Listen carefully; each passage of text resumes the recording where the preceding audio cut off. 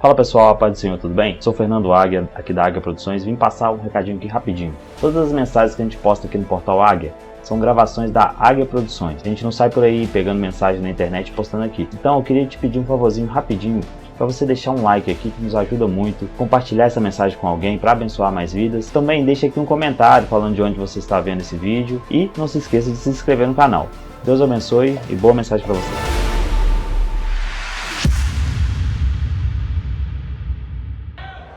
Queridos, com muita alegria quero saudar a todos com a paz do Senhor. Quero usar o momento que estão sobre os vossos pés para ler o texto que está no meu coração para conciliar a proposta temática na carta de Paulo aos Efésios, capítulo 2. Vou pedir a ajuda da mídia para lermos em uma só tradução. Capítulo 2 da carta de Paulo aos Efésios, versículos 11 e 12.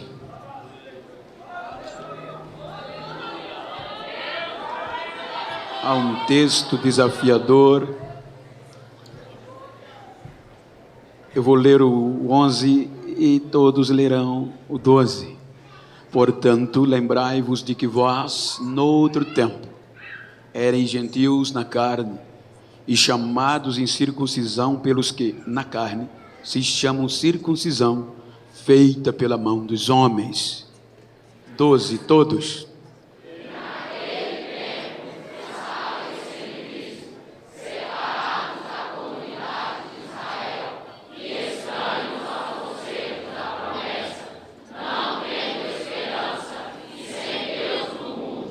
Queiram tornar os vossos assentos, aqueles que assim podem. Queridos, como há uma proposta temática, valores inegociáveis, eu quero tomar por base esse texto para trazer-lhes o privilégio e o dever que nós temos de manter estes valores. Quando Paulo, na sua terceira viagem, com a ajuda de Áquila e Priscila, eles chegam na cidade mais importante da Ásia, cidade, província romana, que era Efésios. A cidade de Éfeso era uma cidade em crescimento econômico, político, religioso, que atraía pessoas daquela época do mundo todo, inclusive muitos judeus. Era uma cidade que chamava a atenção pela perspectiva e um futuro promissor no que se diz respeito à estabilidade econômica, estabilidade política e religiosa. Esta cidade era movida pela idolatria, pelos mistérios da magia, e quando Paulo chega por volta dos anos 53, depois de Cristo, em Efésios, ele voltando da Antioquia se une com Áquila e Priscila e mais 12 irmãos que são batizados no Espírito Santo e vão pregar o Evangelho de Cristo. A Bíblia diz que a igreja de Éfeso, ela nasceu no meio de um poder espiritual tamanho, que a Bíblia diz que até os céticos filósofos, como Tirano, segundo Atos está escrito, eles ofereceu a sua escola para Paulo pregar não só no sábado, mas todos os dias.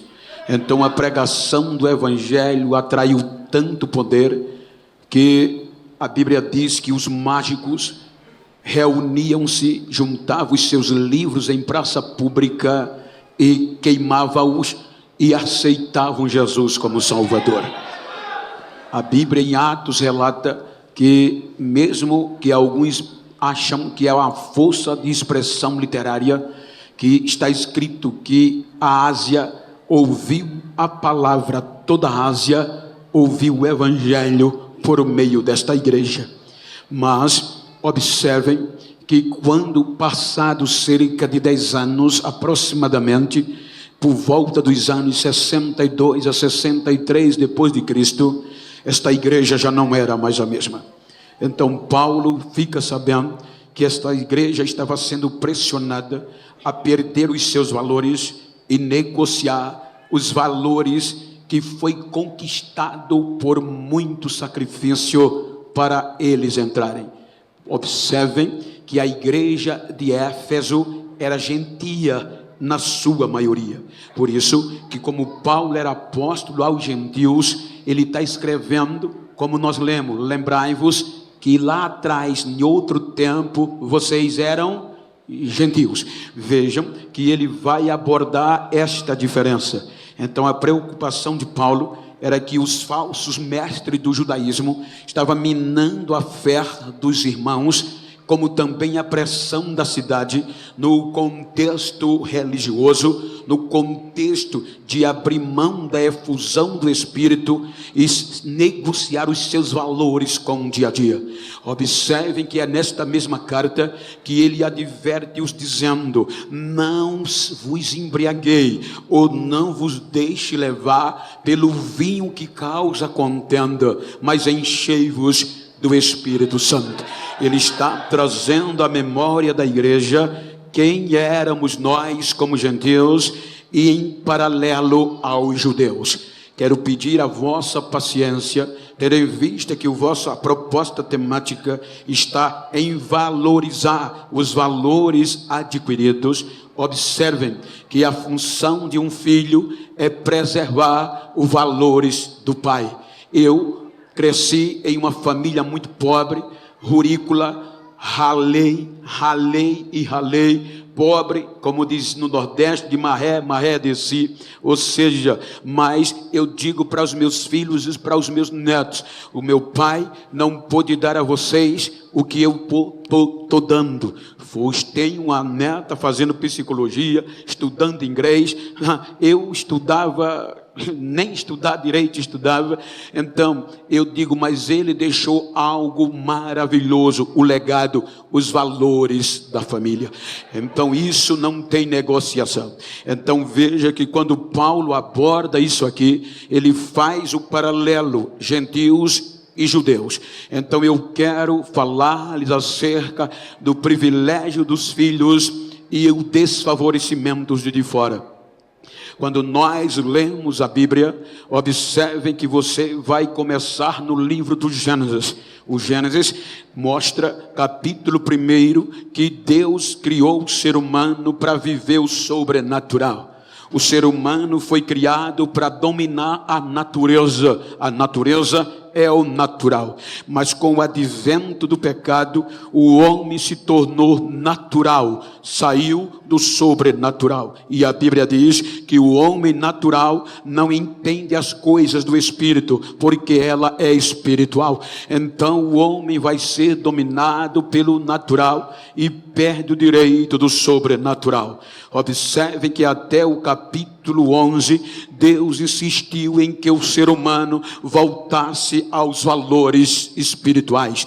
Porém, eles não quiseram. Todas aquelas gerações, geração de Adão, geração de Noé, não valorizou os valores sobrenaturais.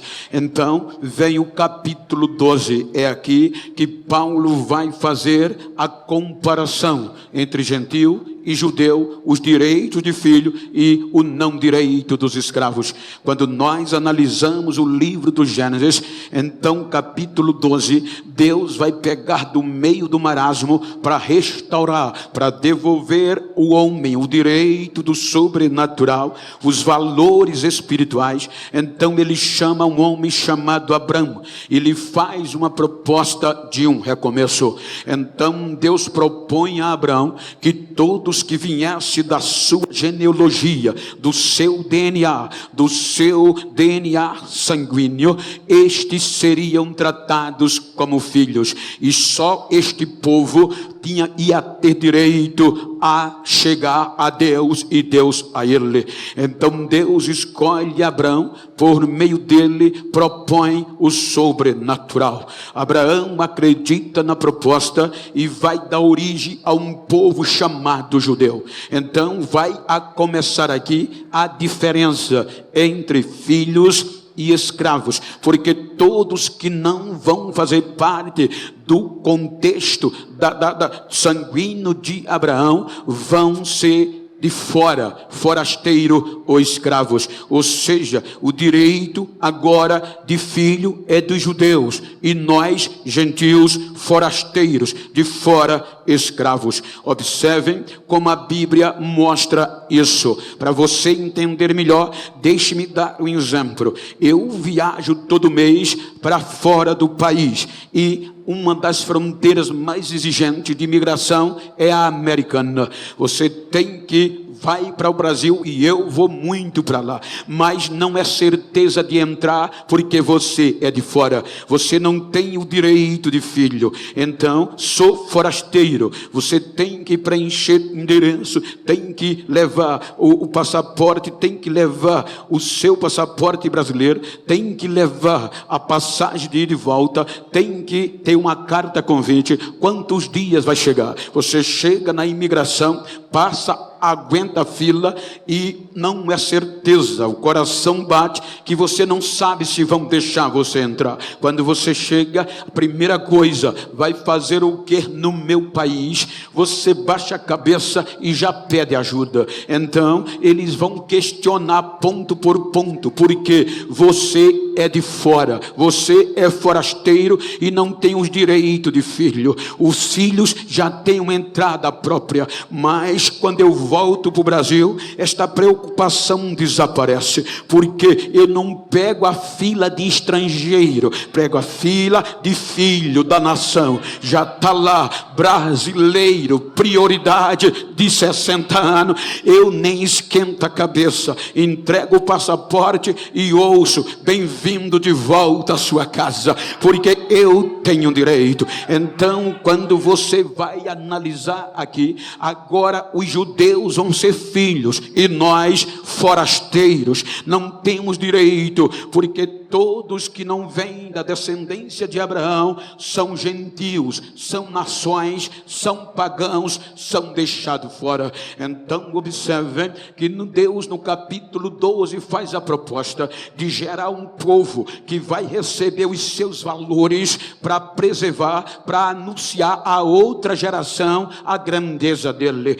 os valores espirituais. Então, quando nós vamos para o capítulo 46 do Gênesis, versículo 26, me ajuda aí, está escrito lá que todas as almas, 26 e 27 do capítulo 46 do Gênesis, me ajuda aí, mídia, por favor. Está escrito que todas as almas que vieram de Jacó para o Egito, todas as almas, são 66 almas, fora as mulheres dos filhos de Jacó. No versículo 27, ele une José, Manassés e Efraim e Jacó, 70 almas vinda com direito de filhos, com direito espiritual. Então veja que quando termina o livro do Gênesis, segundo os historiadores, este povo já eram mais de 3.500 mil pessoas,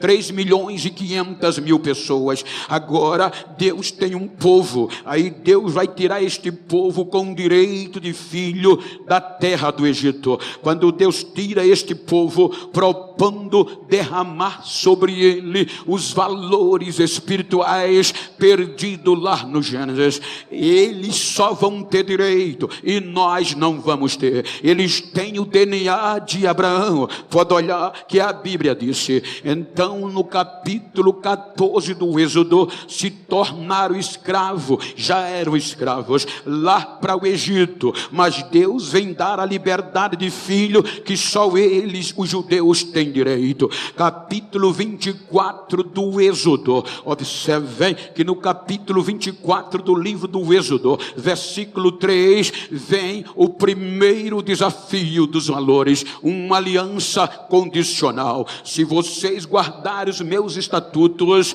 eu habitarei no meio de vocês. Aí Deus chama Moisés ao monte e faz essa proposta. Versículo 3 diz: vindo pois Moisés e contando ao povo todas as palavras do Senhor e todos os estatutos, então o povo respondeu a uma voz e disse: todas as palavras que o Senhor tem falado faremos. Olha que agora há uma aliança de valores entre judeus e Deus, entre o pai e os filhos. Então só eles vão ter direito, e nós estamos fora desta primeira aliança. Lembra que você leu lá que nós estamos fora de todas as promessas e alianças, só os judeus vão ter direito. Então vem uma aliança de sangue, de novilho. Agora tem uma proposta de acordo. Deus propõe e o povo disse: vamos guardar os valores que o Senhor nos der. Então Deus vai dar os valores a esta geração.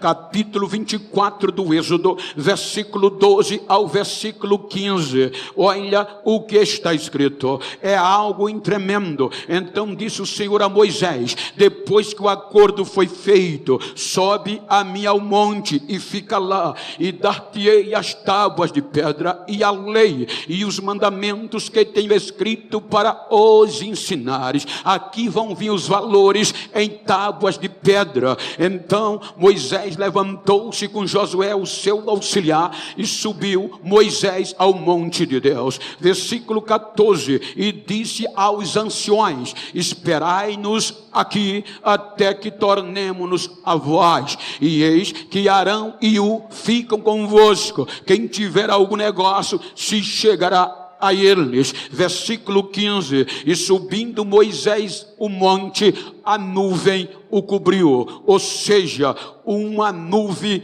cobriu o monte. A glória de Deus vem ao monte e só Moisés entra na glória. O povo do concerto, o povo que vai receber estes valores que Deus vai dar em tábuas de pedra, fica na planície do Sinai. Capítulo 32 do Êxodo. Aí 40 dias vão se passando e nada de Moisés descer. Capítulo 32 do Êxodo. Esta geração, ela não guarda os valores. Olha o que acontece.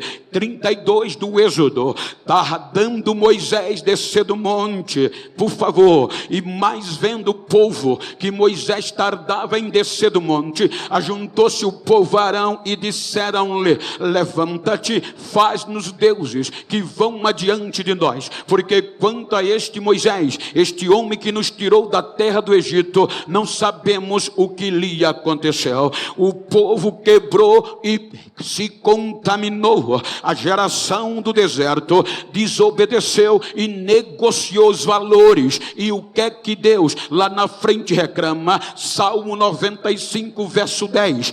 Veja que Deus vai lembrar desta quebra de valores. Salmo 95 verso 10. Estendi, olha o que ele diz: 40 anos estive desgostado com esta geração e disse: é um povo que erra de coração e não tem conhecimento dos meus caminhos ou dos meus valores. E nós estamos fora, e só quem tem direito é eles. Mas por conta da aliança, Deus suporta o caminho do povo. Esta geração vai entrar na terra prometida? Não. Aí Deus pega uma geração jovem, como eu estou aqui, adolescentes que saíram do Egito ainda criança, e os que nasceram no deserto, e diz: desistir não vou. Aí vem Deuteronômio. Deuteronômio quer dizer segunda lei, segunda chance. É esta geração que Deus vai repetir os valores. Por isso que a segunda lei, ele repete todos os valores que a primeira não guardou,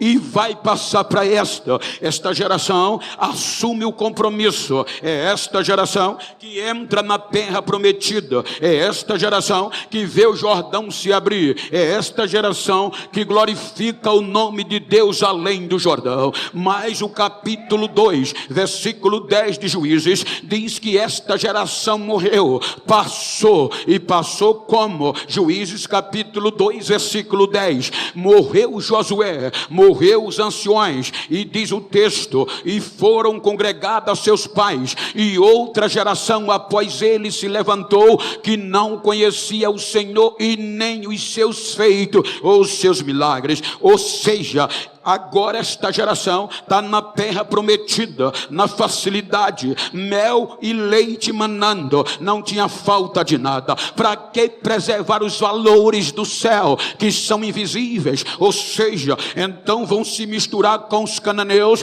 e não valorizam os valores espirituais. Então vem a prova e vão perder a presença de Deus. Olhe que o capítulo 4, versículo 22 de 1 Samuel vai falar desta geração. A vergonha vem, os filisteus vêm e agora toma a arca, o símbolo da presença de Deus. Agora, diziam eles de Israel, a glória é levada presa, pois é tomada a arca de Deus. Ou seja, a arca sai, a presença sai, a vergonha vem, e quando a vergonha vem, não tem para ninguém. É por isso que eu costumo dizer, não adianta simplesmente, é bom, é bonito ter uma igreja cheia de luxo, é bonito ver mais de 1.700 jovens reunidos adorando a Deus, mas o que faz a diferença é a presença de Deus. Se ela não tiver, é um ajuntamento de pessoas, mas a presença estando, é culto e os valores são preservados.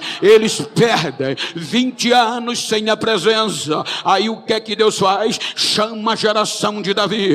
Sempre Deus preserva, sempre remanescente. Aí Deus chama Davi, e Davi se torna rei sobre todo Israel. Aí ele diz que a minha geração, Salmo 145, versículo 4, verso 4, ele canta e se compromete. No começo do Salmo 145 ele diz, eu vou louvar, eu vou bendizer o teu nome para sempre. E ele se compromete com os valores. Salmo 145, verso 4, ele diz, nas nossas vozes, uma geração louvará as tuas obras, a outra geração e anunciará as tuas proezas. Ou seja, ele diz, a minha geração vai anunciar a geração futura a tua grandeza, a tua pureza, e vai te adorar e te louvar para sempre. Aí Davi entra, traz a presença de volta, vai ter culto de novo 24 horas por dia. Mas aí vem Salomão. Salomão perde o equilíbrio e negocia os valores espirituais por questão políticas e diplomática, e ele perde a essência de Deus, e agora o marasmo vai tomar conta. Aí vem Isaías 65, versículo 2, lamentando a perda dos valores. É aqui que nós vamos parar um pouco. Veja, Isaías 65, 2, aí diz Deus, estendi as minhas mãos o dia todo a um povo rebelde, que caminha por caminho que não é bom, após os seus pensamentos. Aí o que é que Deus faz? Perder os valores espirituais, não valorizaram. Aí Deus diz, vou colocá-los de novo na escravidão, e vai entregar ele aos caldeus. Então observe que a fé acaba, a esperança acaba. Então Deus entrega o seu povo, direito de filho, aos caldeus, a Nabucodonosor. Aí Nabucodonosor é inteligente demais, quando ele sabe que Israel vai ser entregue a ele, os judeus, ele tem uma proposta. Já que está tudo acabado, eu vou acabar com a história de uma vez por toda, e para fazer isso eu vou impactar uma geração. A fé está destruída, o templo vai ser destruído e agora vai arrasar. É por isso que ele diz ao seu general e ao seu eunuco, quando vocês entrarem em Jerusalém, escolham jovens. Olha o que é que a Bíblia diz, inteligente, não era qualquer um. No Antigo Testamento eu não entrava preto estava fora. Aí o que é que acontece? Que seja um nobre, da linhagem nobre, inteligente, que tenha capacidade de habitar no palácio e aprender a cultura caldeia. Para quê? Para tirar da história a história da igreja, a história de Israel e a história de fé. Então ele escolhe a data primordial para mudar uma geração. O nosso conceito psicológico nos ensina que se você quer impregnar uma cultura numa geração, a data melhor é essa. Vai levar cerca de uns 20 anos para você mudar. Então é por isso que ele diz: traga os jovens justamente no período puberal, entre 12 a 18 anos, ou seja, é o período da mais importante mutação do corpo, é o período da puberdade. Então, puberdade, vem a época lunar e vem o período juvenil. Agora, no nosso contexto odierno, está indo até os 24 anos, estão falando nisso, que é o período da maturidade, quando o cérebro atinge o ápice da maturidade. Então Nabucodonosor disse: eu vou acabar com a cultura, vou acabar com a igreja, vou acabar com a fé, vou acabar com tudo que se diz judeus e vou disseminar no mundo a cultura judaica, a cultura caldeia. Aí vem um grupo de jovens, não só eram 4, eram outros escolhidos a dedos. Olha, gente, eu sou abordado e muitos jovens me procuram para ajudar eles a ir para os Estados Unidos. Eu já fiz 4 casamentos de brasileiros com europeu e americano, porque vão comigo e conhecem e se apaixonam, porque a América é o sonho de qualquer pessoa, é o sonho americano. Aqui este grupo de jovens tinha o privilégio de ir para a maior nação do mundo na época, belicamente falando, economicamente falando e academicamente. A Caldeia Babilônia era o centro do mundo, era o futuro promissor para um jovem. E o que era pior, eles olhavam para trás: não tem mais templo, a cidade está incendiada, as casas dos grandes estão queimadas, aqui está acabado. Era muito fácil aceitar, pois era um sonho de futuro. Aí vem aquele grupo, aí Nabucodonosor disse: vou começar a trabalhar para arrancar a fé e colocar a cultura caldeia dentro dele no período puberal, no período da mutação do corpo. Então ele diz ao eunuco: dê comida inteligente e nutritiva a eles, comida que nutra, para que eles possam se apresentar diante de mim. Veja que o versículo que você escolheu é decisão própria individual de um adolescente que tinha tudo para não tomar. A fé acabou na sua cidade, a fé do povo estava em baixa, o pai não estava perto, o pastor não estava, era ele e ele. Veja que o versículo 8 do capítulo 1 não tem a intervenção de Deus. A Bíblia diz que quando Daniel ele recebe a proposta que tem que ser o alimento contaminado da Babilônia, e isso quebrava os seus princípios de valores, ele procura o eunuco e diz: me faz um favor, nos testa com 10 dias, ele contamina mais 3, a gente não pode perder os valores do nosso Deus, vamos preservar. Então ele diz: vamos manter de pé. Procurar o eunuco e disseram, por isso que o texto diz: Daniel propôs, Daniel decidiu no seu coração. Veja que é uma decisão de um adolescente que tinha tudo para não aceitar. Não veja Deus no versículo 8, é ele decidiu: não vou perder os valores que eu aprendi na igreja, não vou negociar. Com o futuro na mão, sem o pastor para dar conselho, o passado acabado, sem futuro de recomeço. Eunuco, faz um favor, vou parafrasear, nós somos crentes e nós temos valores a preservar. A gente não pode comer essa comida que é contaminada. Então nos prova por 10 dias, a gente só vai comer legumes e água e beber água. É perigoso. Eu tenho a responsabilidade de levar vocês o rei e você está nutrido. Nos testa com 10 dias. No final dos 10 dias, quando o eunuco olha, a Bíblia diz que eles estavam mais gordos, mais rosados do que todos os outros que se contaminaram. A proposta de Nabucodonosor era tirar Deus da história e a fé dos crentes judeus. Então, diz a Bíblia, que agora, no dia de se apresentar o rei, aí quando os 4 chega todo mundo, mas os 4 chamam a atenção. Quando Nabucodonosor ouviu, disse: esses 4 são diferentes, eu quero eles aqui para assistir diante de mim. Aí a Bíblia diz que aí Deus entra. Quando Nabucodonosor acabou, aí Deus disse: eu vou dar conhecimento aos 3, e a Daniel eu vou dar interpretação de visão e de sonho. Aí Nabucodonosor agora tem 4 crentes desafiando, preservando os valores contra tudo e contra todos. E o que é que acontece? Eles conseguem impactar 4 gerações.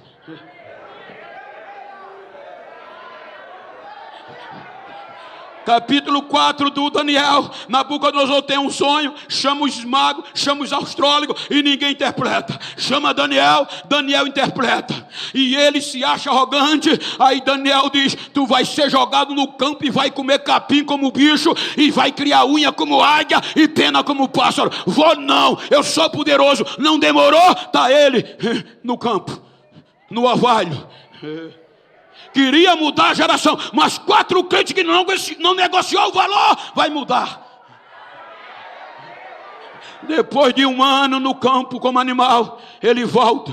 E quando ele volta, vai terminar o seu reinado no capítulo 4, versículo 37. E o que é que ele diz? Olha lá, Daniel 4, 37. Agora isso é Nabucodonosor. Queria tirar a fé dos irmãos, queria contaminar e destruir. 4 jovens faz a diferença. Agora, como rei no trono de novo, ele diz: agora pois eu, Nabucodonosor, louvo e exalto e glorifico ao Rei dos céus, porque todas as suas obras são verdades, e os seus caminhos e juízos. Ninguém pode humilhar aos que andam na soberba. Ele é quem pode humilhar. Nabucodonosor morre. Capítulo 5 vem Belsazar, seu filho. Aí vai tirar onda com a fé. Pega os utensílios sagrados que trouxeram de Jerusalém e vai fazer uma farra. Chama os empregados, chama os amigos, chama os súditos, chama os importantes e vai encher a cara de pinga usando os utensílios. Aí o dedinho de Deus aparece na parede. Tem que um menão persim. Ele endoida. Ninguém quer que é isso. O tempo já estava passando. Que loucura é essa? Chama os meus adivinhos, ninguém. Aí a mulher dele diz: fique aperreado não, meu filho. Tu lembra que nos dias do teu pai tinha um jovem aqui chamado Daniel, e o cabo era bom, e o Espírito de Deus é com ele. Ele ainda está vivo. Chama ele. Belsazar disse: se tu interpretar, vou te encher de honra e de glória. Daniel diz: eu não quero a tua honra, mas o sonho eu vou te dizer. Primeira coisa, não, pesado foste na balança, o outro fosse achado em falta, o teu reino foi cortado e você está frito.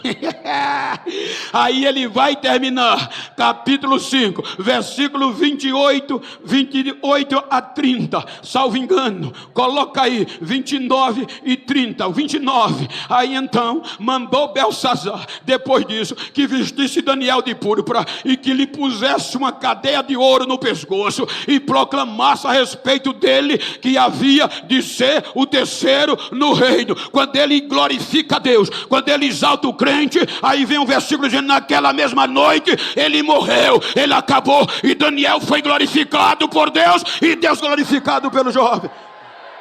Segunda geração, ele impacta, ainda era o mesmo. Aí vem o capítulo seguinte, Aí vem o rei Dário. O rei Dário é a terceira geração. E Daniel estava lá guardando os princípios, os valores. Aí um grupo de invejosos do reino disse: rei, faz um decreto que durante 30 dias, qualquer homem que fizer uma petição a algum Deus, ou a algum outro homem além de ti, seja jogado nas covas dos leões. Aí o rei Dário assina, e era amigo de Daniel. Aí a Bíblia diz que esses invejosos vão procurar brecha na vida cotidiana de Daniel. Vasculharam e não acharam nada. Aí disseram: só tem um jeito, vamos procurar ele nos valores do Deus dele. Aí foram investigar, Daniel de joelho, clamando a Deus e orando. Correram para o rei e disseram: rei, tu não decretaste que qualquer homem no teu reino que fosse encontrado fazendo petições a outro Deus seria jogado na cova dos leões? Sim, Daniel estava orando ao Deus dele e fazendo petição. Vamos jogá-los na cova, rei. O rei chora, era amigo, e diz: Daniel, não posso fazer nada, é um decreto irrevogável. Vou te jogar na cova, Daniel. E eu espero que o teu Deus, a quem tu serve, a quem tu guarda os valores, possa te livrar da boca dos leões. Quem guarda os valores espirituais.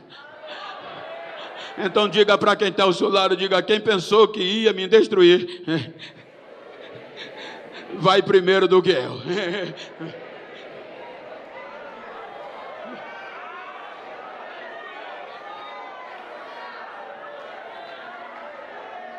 Esses valores não é só para estar no peito, gente. Eu quero, no final você vai entender o peso desse tema que é sobre nós.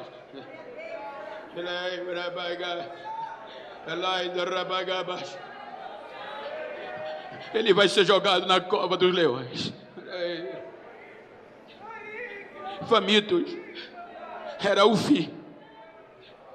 Você não vê ele preocupado. A preocupação dele agora era não abrir mão dos valores. O rei manda jogá-lo. E a Bíblia diz que durante a noite o rei não dorme, porque gostava de Daniel. Quando jogam,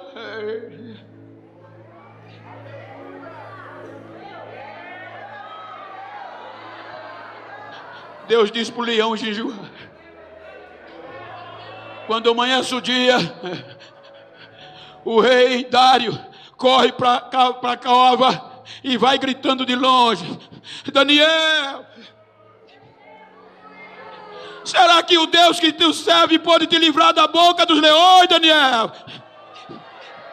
Aí do fundo das covas vem a voz: salve, rei. O Deus que eu sirvo me livrou, rei. Ele não achou erro em mim, nem diante de ti, rei. O Deus que eu sirvo me livrou da boca dos leões, rei. Tô vivo, tô vivo.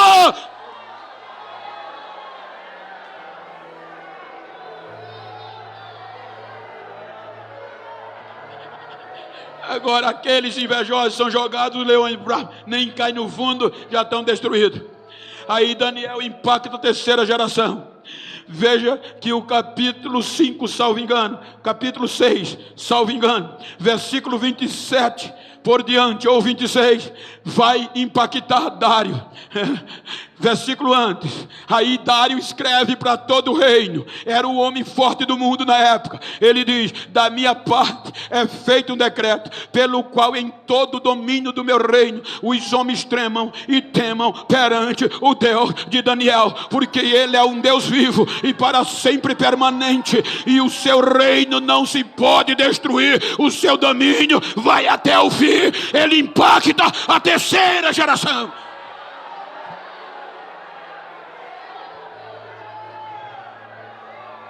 Depois vem Ciro, é impactado também. 4 gerações. Por que eu estou dizendo isso? Porque nós estamos vivendo dias que estão querendo tirar esse impacto de nós. A mídia, entre aspas, está minando. Alguns céticos estão desafiando a nós pentecostais, dizendo que nós somos doidos, que isso não existe, só foi para a igreja primitiva, e que nós só sabemos fazer barulhos, somos analfabetos, biblicamente falando. Tira um couro da gente. Até me diz: Bento, para de pregar Pentecoste, para de pregar Bíblia, tu não vai ter mais agenda. A nova geração de jovens que está vindo, Bento, não quer saber mais de Bíblia, não quer mais andar com lenço, não quer saber mais de línguas estranhas, quer autoajuda, quer o coach, por conta da necessidade psicológica. Eu respondo para eles: vocês estão pregando para a geração errada, porque a minha geração assembleana ainda está de pé, ainda não negociou os valores.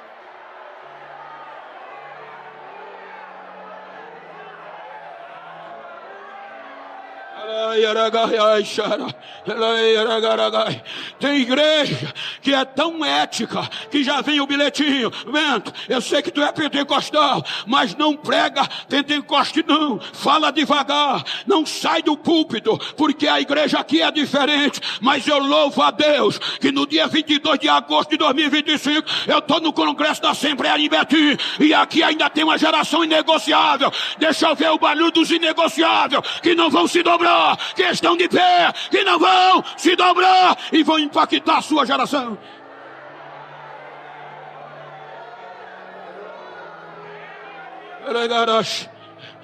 Vê se tu está perto de um crente pentecostal aí, olha para ele.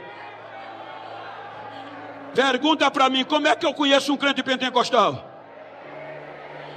Ele costuma fazer barulho. Vê se ele está pertinho de você.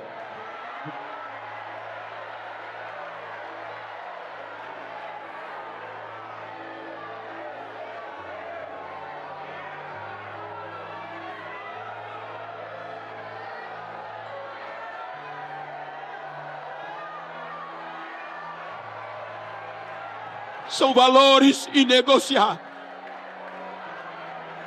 Mas a gente não tinha direito, a gente estava fora, escravos, pagãos, gentios, considerados incircuncisos, imundos pelos judeus, por causa da aliança da circuncisão com Abraão. Os judeus não entravam na nossa casa, não falavam com a gente: é imundo, são forasteiros, não tem direito.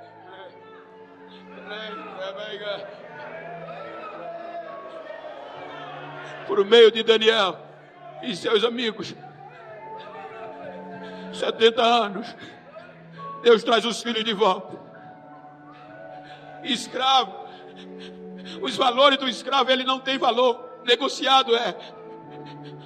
Você já viu um pai, no senso comum, negociar, meu amigo? Filhos são inegociáveis. O escravo se negocia, mas o filho não. Aí Deus não negocia com os judeus, não vende-os e traz ele de volta.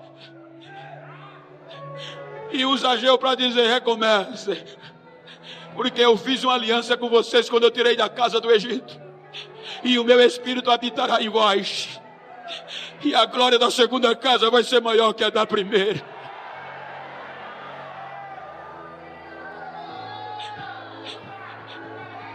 Recomeça, mas não são mais os mesmos. Continua negociando os valores espirituais com as nações. Aí Deus diz: eu vou me calar.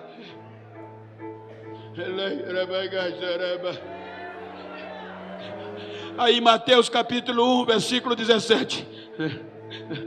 Olha o quanto Deus investiu nos filhos. Mateus 1:17. De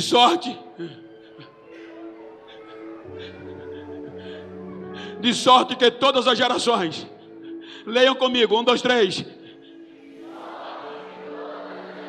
Desde Abraão até Davi, 14 gerações.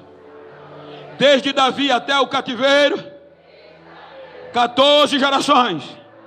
E desde o cativeiro até Cristo, 14 gerações, 42 gerações. que Deus investiu com os filhos. E eles quebraram os valores. Aí Deus diz: eu tenho uma aliança, eu vou restaurá-los. Aí vem Mateus capítulo 1, versículo 1. Aí Deus vai mandar Jesus com o DNA apropriado, original de Abraão. Mateus 1 em 1, livro da geração de Jesus Cristo, filho de Davi, DNA compatível com os judeus, o sangue compatível dos judeus. Aí João capítulo 1, versículo 11, Evangelho de João capítulo 1, versículo 11, leiam comigo por favor, está escrito: ele veio para os que eram seus, e os seus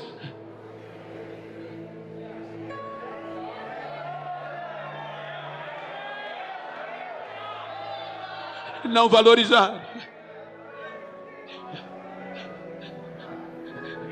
Aí Deus olhou para os escravos.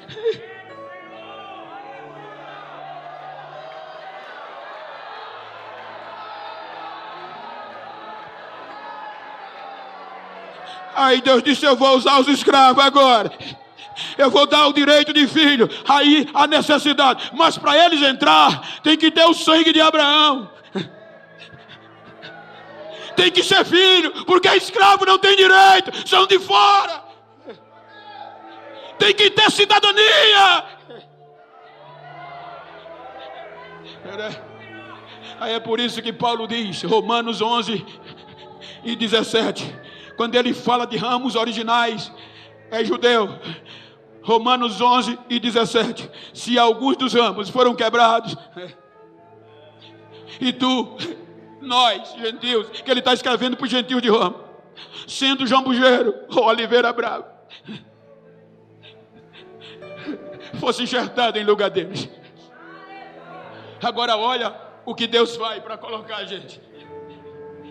Quando Deus disse: eu vou colocar a oliveira brava, veja que em todo o Velho Testamento e até aqui no Novo, Israel é filho, é a oliveira verdadeira ligada nela. Raiz, Deus. Seiva, Cristo. Ramo, judeus, para dar fruto, para anunciar as suas grandezas para o mundo.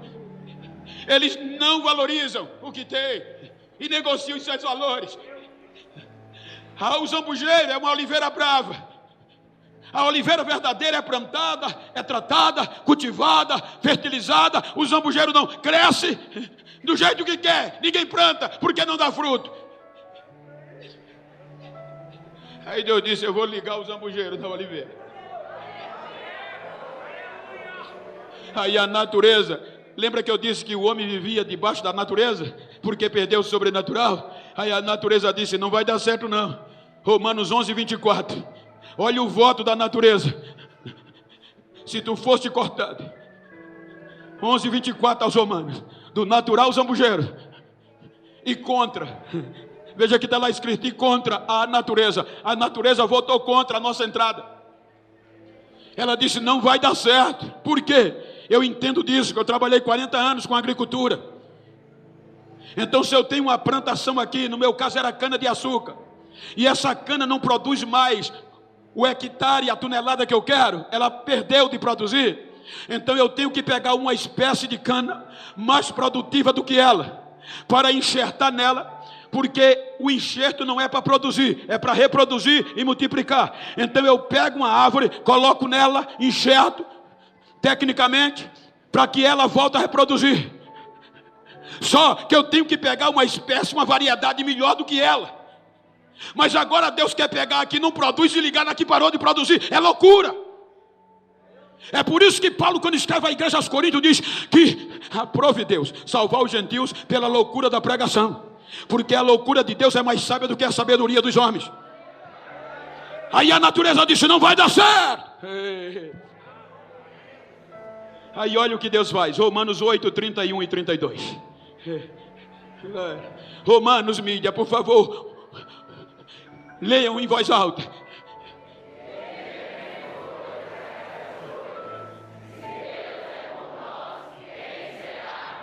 Trinta e dois. Aquele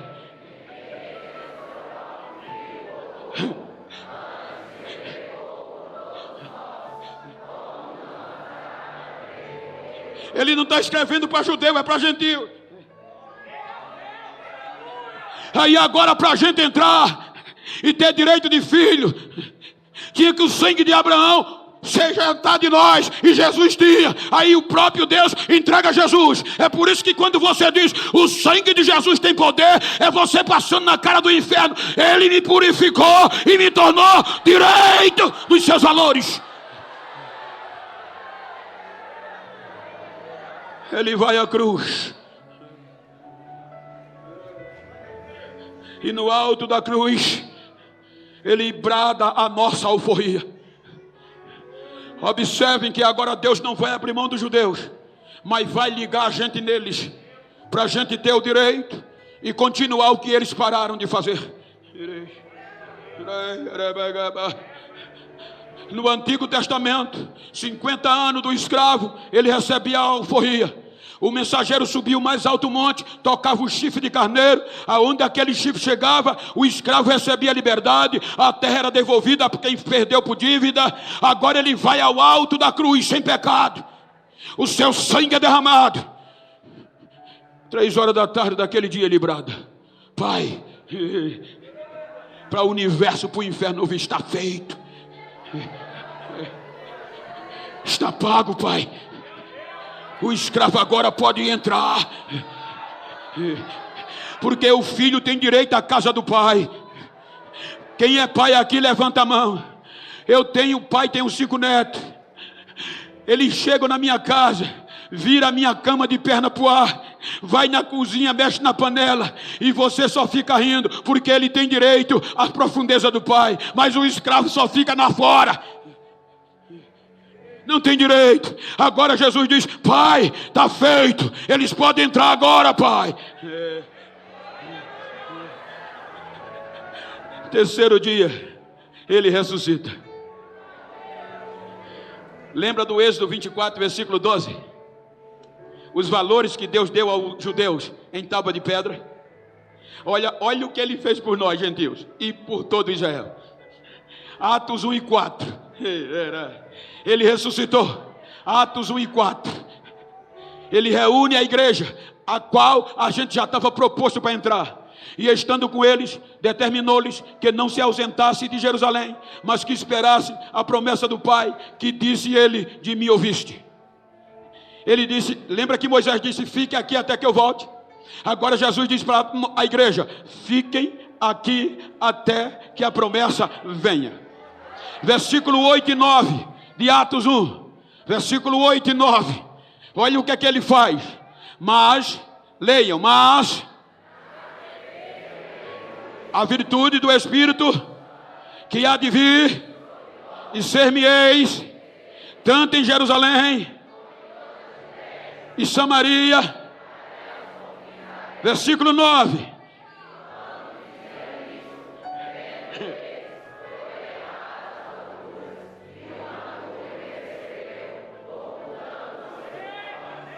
Lembra que Moisés subiu o monte, uma nuvem cobriu ele e só ele entrou? Agora ele sobe ao céu, uma nuvem entra, mas ele não sobe o monte, ele entra de uma vez por todas no tabernáculo eterno e senta à direita do Pai.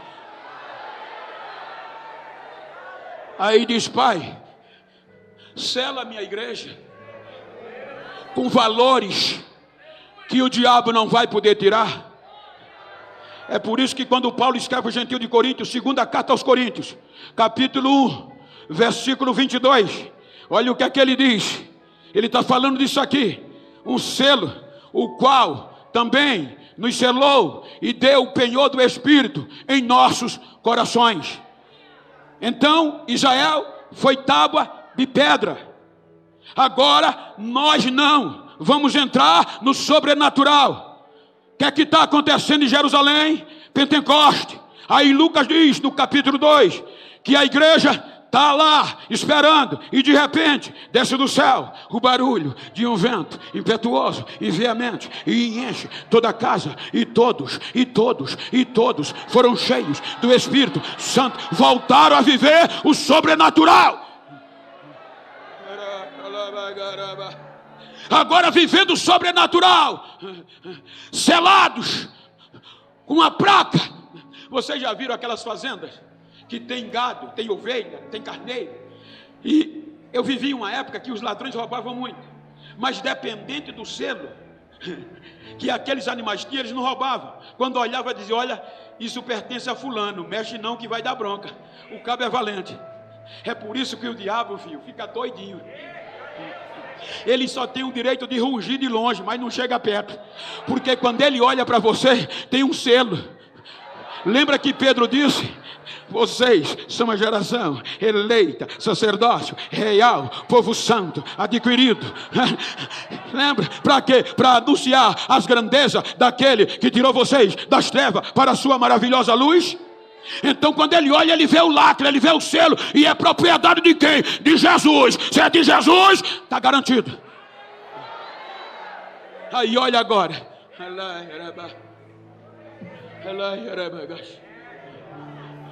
olha agora a nossa responsabilidade. Aí Paulo vai escrever aos Efésios. Coloca capítulo 2, versículo 11, 12 e 13, e depois o 19. E eu quero que vocês leiam. Vamos repetir, 1, 2, 3. Segura aí. Ele está dizendo: vocês não são mais os mesmos. Lembre o privilégio que vocês tiveram e lembre quem vocês eram. Portanto, eram gentios na carne e chamados imundos pelos que na carne se chamavam puro, Israel. Vamos lá, gente, com vida. É Bíblia.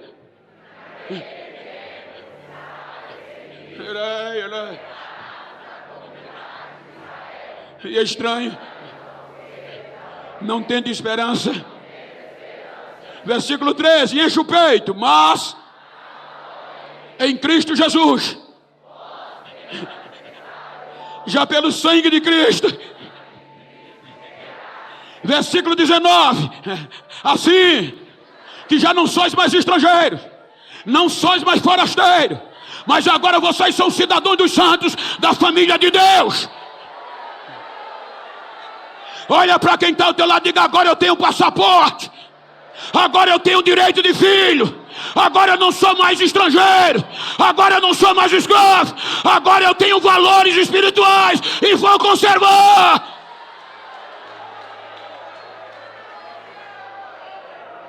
Aí, para melhorar, se você gosta de Bíblia, é Bíblia. Se fosse para cantar piada, eu não estava aqui. Romanos 8, 14 ao 18. Isso é para gentil. Vamos lá, porque todos esses são filhos de Deus. Segura aí. Lembra que eu disse que o escravo é dotado de medo, não tem valor, é valorizado, mas os seus valores são negociados, e o escravo não tem liberdade. Aí Paulo diz para nós agora, depois de Cristo: vai lá, porque não recebeste o espírito de escravidão, para outra vez estarem com medo, mas recebeste o espírito de adoção de filho, pelo qual clamamos: Abba, Pai. O mesmo Espírito testifica com o nosso espírito que somos filhos de Deus.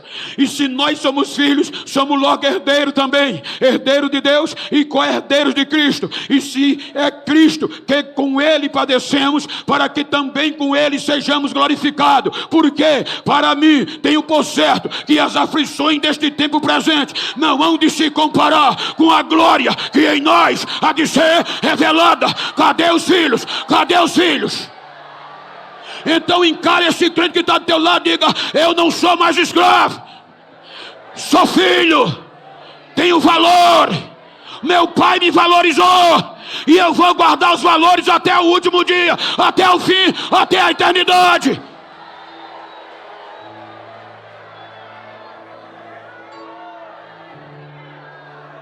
A gente lê, é fácil,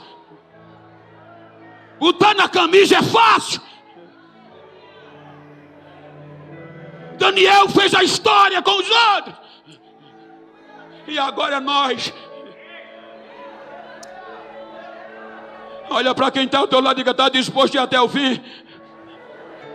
Então fique de pé.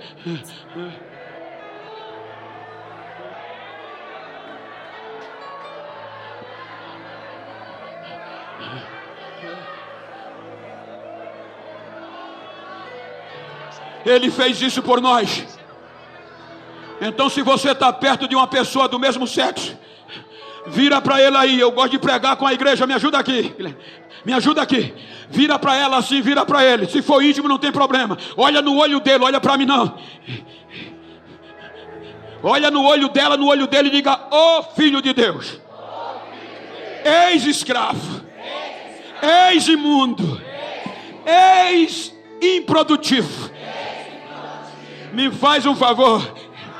Depois desse congresso, se tu encontrar algum besta por aí que pensou que eu ia negociar os meus valores, dá um recado a ele. Ele vai ter que me engolir. Os meus valores são inegociáveis. Não sou mais escravo. Agora eu sou filho. Agora eu sou filho. Abraça ele, abraça ela.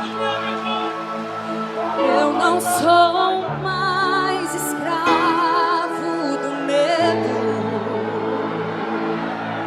Eu sou filho. Quem é filho? Quem é filho? Quem é filho? Impactar a nossa geração. Vamos impactar a nossa geração. Vamos impactar a nossa geração.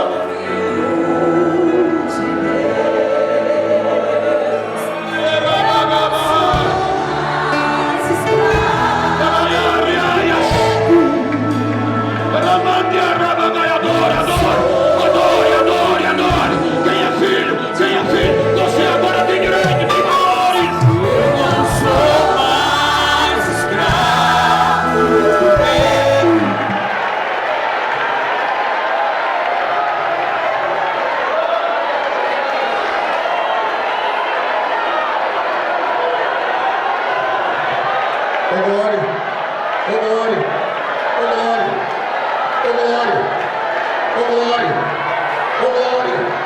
Jesus está aqui.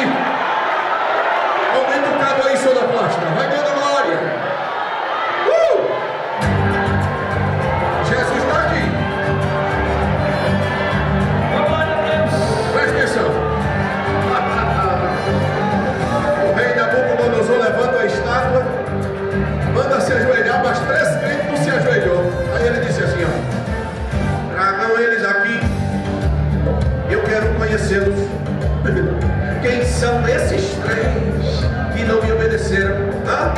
As trombetas tocaram, todo o povo escutou e se ajoelharam, como assim ordenou. Aí lá vem os 3 de cabeça erguida em direção ao rei, que falou em seguida: vocês 3, vocês sabem com quem estão se metendo, rei? Eu vos dei uma ordem, vocês estão desobedecendo. Escute, preparei uma fornalha pra gente, assim como vocês que desobedeceram o que falei. E quem é o Deus que pode os livrar? A fornalha é o rei, manda os homens, o fogo aumentar. Sem remorso os 3 jovens jogam lá, mas não sabe o que está a presenciar. Parece que eu tô vendo. Entra Sadraque com as mãos amarradas no meio do fogo. Entra Mesaque com as mãos atadas na frente do povo. E o terceiro, Abednego, não é diferente, também é jogado. E o outro, o rei fica vendo quem morre primeiro no fogo, quem mais luta. Mas ninguém morria e nem se queimava e nem desmaiava, pois pelo contrário os jovens passeavam exclamando e dizendo: isso é que é Deus, isso é que é Deus. O rei fica sem entender, o espanto possui todo o povo. E quando eles olham direito, vê que tem mais alguém com os moços. E esse não é qualquer um, é o Filho do Deus poderoso. Ele entrou lá no fogo e formou com os 3 um quarteto de fogo. Você pode abrir a boca e dar um glória. Você pode. Abre a boca. Jesus está aqui. Agora escuta aí, ó. Presta atenção nisso aqui. Tem gente perguntando: quem são esse povo que não estão se dobrando, fazendo igual a todos? Quem são essa gente que não segue a moda? Quem são? Que não obedecem a ordem imposta. Sabe quem são? Esse povo é os crentes, os que vivem por fé, que mesmo na prova continuam de pé. Quem são? É um povo incômodo, como alguém já falou, taxados como loucos, como alguém já cantou. O mundo tem raiva da igreja porque ela não se dobra, e por isso assim ela incomoda, e tentam com leis nos ameaçar, assinando decreto e dizendo não tem que se dobrar, quando pensam que estão a amedrontar. A igreja de pé ainda está. Podem pegar a barra, crucificar e chamar de nome. Escuta. Podem fazer uma grande fogueira e aquecer o fogo. Escute. Se eles pensam que a igreja é covarde, recua da guerra. Se enganaram, pois a igreja é o povo mais forte da terra. É faltando tudo e a igreja de pé, sendo ameaçada e a igreja de pé, aquecendo fogo e a igreja de pé, de pé. É que tá diante do mundo, mas prostrado diante da graça, de joelhos diante de Deus, mas de pé diante da estátua. Se tentarem acender a fornalha e jogar a igreja do fogo, com o Pai, o Filho e o Espírito Santo, a igreja vai formar um quarteto de fogo. Glória, vai formar pra quê? Pra passear, pra andar dentro do fogo, pra caminhar na fornalha e sair ileso do fogo, achar na terra e dar glória ao Deus poderoso, com o Pai, o Filho e o Espírito Santo. A igreja vai formar um quarteto de fogo.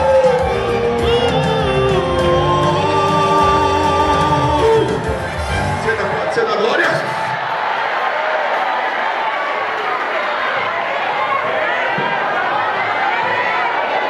Glória a Deus, ainda de pé. Quem sabe tem alguém aqui não pode voltar para casa sem consertar com Cristo hoje. Quem sabe você trouxe um amigo, uma amiga, e ele quer voltar para a casa do Pai. Este é o momento. Aonde está a primeira pessoa que quer tomar uma decisão? Aonde você está na galeria, aonde você estiver, levante a sua mão bem alto para nós vermos. Você não pode sair daqui sem receber esta oração nesta noite. Aonde está a primeira pessoa? Levante a mão, eu quero ver. Tem uma jovem ali atrás. Se tiver gente, vem aqui na frente, vem cá, jovem, traz ela aqui. Aonde está a segunda pessoa? A segunda, onde está? Você não pode sair daqui sem hoje reconciliar com Cristo. Aonde está a segunda pessoa? Onde está? Traga aí, você jovem que trouxe seu amigo ou sua amiga, fale com ele de Jesus agora. Agora que você precisa falar dele, que ele precisa voltar para a casa do Pai. Aonde está a segunda pessoa para Jesus? Você desviado, distanciado da casa do Senhor, Jesus hoje quer te abraçar e quer recebê-lo como filho nesta noite. Aonde está a segunda pessoa? Aonde está a segunda pessoa? Aonde está? Você não pode sair daqui sem receber Cristo na sua vida. Traga essa jovem aqui à frente, nós vamos orar por ela daqui a pouquinho. E se tiver mais alguém, vai vindo aqui à frente, enquanto o irmão vai dar os avisos. Tem mais a segunda pessoa? Aonde está a segunda? Levante a mão, eu quero ver. Aonde está a segunda pessoa? Está vindo ali a segunda pessoa para Jesus. Aonde está a terceira pessoa? Aonde está a terceira pessoa? Vem enquanto Jesus Cristo te chama. Isto, louve, pode louvar com o louvor enquanto as pessoas estão vindo à frente. Isto, não saia daqui sem receber Cristo na sua vida nessa noite. Hoje é dia de conserto, hoje é dia de transformação para a sua vida. Aonde está a terceira pessoa? Aonde está a terceira pessoa para Cristo? Aonde está a terceira pessoa para Cristo? Manifeste com uma das suas mãos. Aonde está a terceira pessoa? Ou na galeria, avise aí se tiver alguém na galeria. Às vezes não precisa descer, você mesmo aí do seu lado, você vai orar por ela. Aonde ela está aí? Aonde está a terceira pessoa para Cristo? Fale rapidinho aqui, meu filho, e nós vamos orar pelos...